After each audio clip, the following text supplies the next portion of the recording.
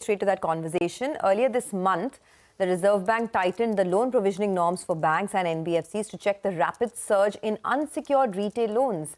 RBI has raised the risk weightage from 100% to 125%. To assess the impact of this, we speak to Rahul Shyam Shukla, who's the Group Head, Commercial and Rural Banking. He has his ear to the ground at HDFC Bank. Rahul, thanks a lot for joining in. Appreciate your thoughts and your time here on the channel. First, just for the benefit of our viewers, if you can explain to us, the RBI increasing this risk weight assets for banks that lend to NBFCs, what would be the impact for you now that HDFC Limited is merged into you? One would expect that the risk is mitigated. Morning, Sonia. Thank you for calling me into the show. If you look at HDFC Bank, our profile is very different. I run commercial and rural banking, which is about 30% of the bank size. It's roughly about 7.5 lakh crore. Where there would be impact is where growth has come and earnings have come from retail lending. Contrary to that, our bank is more on commercial retail lending, which is more on the rural side and the commercial sector in the entire country. And this is a completely different arena with a very high growth profile for several years to come. If you actually take my division and say that, if this was a bank, it would be the 7th largest bank. And this division grows at about 30% per annum, which I think the top 15 banks don't grow at. And that is, basically reflective of the growth profile of the segment. And this is a segment where the regulators have been very supportive on both rural lending as well as commercial MSME lending in the country. And the reason is only twofold, because 60% of the jobs in the country come from MSME segment, and that has been supported, through COVID. ECLGS, I continue to maintain, was one of the best COVID protection, schemes in the entire country. And rural is the second phase, which is not only agriculture. There are 60% of the people living in rural areas. That is supported by just about 15% of the GDP, which is agriculture. So there are many new themes that are out there today, which are not well appreciated at a macro level. Got it. No, I'm glad you brought out this point because, you have your ear to the ground, as I said, and HDFC Bank primarily focused on commercial retail lending in the rural side.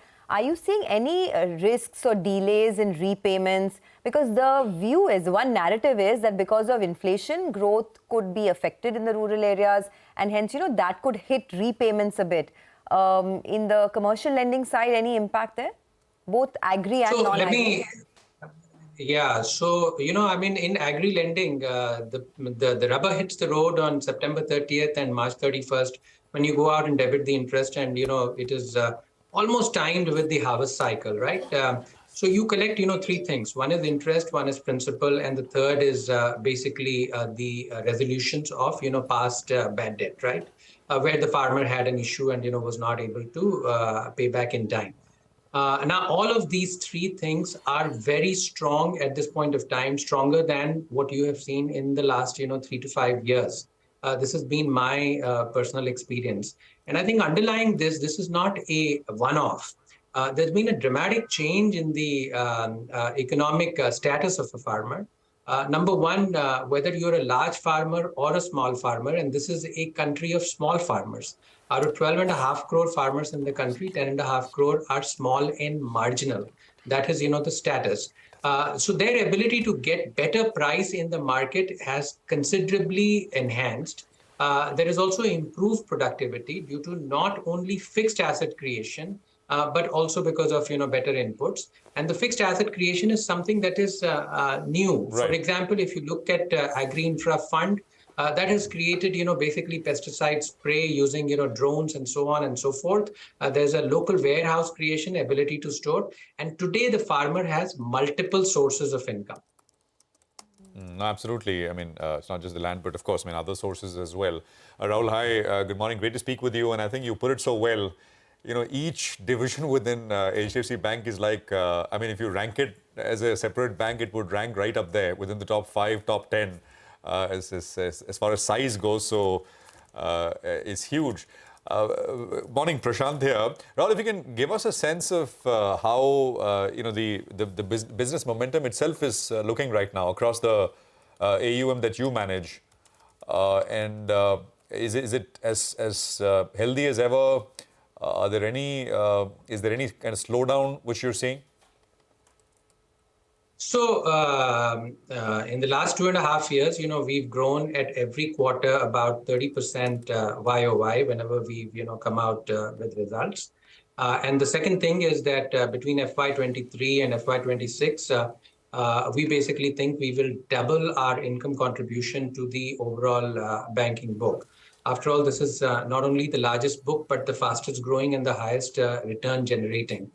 So there, I don't see, any change. And it's not because of, what I'm doing or my division is doing. It's because, what we are catering to. If you look at, the farmer segment, today our footprint is about 2 lakh villages as of October. That's pretty large, 12.5 crore farmers. There are 6 crore farmers who still do not get formal bank finance. There are 2 crore shopkeepers in the country who don't get formal bank finance. And I think, while we talk about the MSME number being 6.3 crore, but that is a 2016 census, I suspect that there are about 10 crore MSMEs in the country or SMEs, out of which 8 crore are not in the formal banking system, who again, come to basically come back and formalize. So for us, the footprint expansion has helped. 2 lakh villages is where we are, and we are going deeper. And that takes care of about 65% of rural consumption. So any, basically trend or anything that we talk about rural is, from the strength of our portfolio. And the second thing is that on the SME segment, the bank embraced that about 5-6 years ago, saying that this is going to be a pretty, positive thing for the banking system and a large profit contributor, which it has become. And today we operate in 700 districts out of 730 districts, supporting SMEs in the country. So at this moment, I don't see any change in terms of our growth outlook or the portfolio performance. Got it. All right. Hi, Mr. Shukla. Welcome to the show. As we speak, actually, it's a good time for the market as well, because the Nifty has gone ahead and hit that 20,000 odd mark for the first time in close to around 2 months. Or the last time we saw this number was on September 20th. So good times for the Nifty as well as we speak. But Mr. Shukla, getting back to our discussions, you've gone relatively slower on personal loans. This is even prior to RBI raising the RWA on unsecured loans. What is the risk factor that you see on unsecured lending for your bank as well as for the sector on the whole? Look, the bank basically takes a holistic view across all segments. And today, if you see, the strength of our offerings, not only in terms of the products that we offer, but the geographies that we offer in, it is very, very complete. At different points of time, we basically calibrate, different segments. If you look at, the COVID period, at that point of time, the corporate, book was growing, basically fast. Before that, it was the personal loan segment, prior to 2019. So the bank has, recalibrated at a different point of time. Now, in the last 2.5 years, if you look at the commercial and rural banking book, that has grown 2x.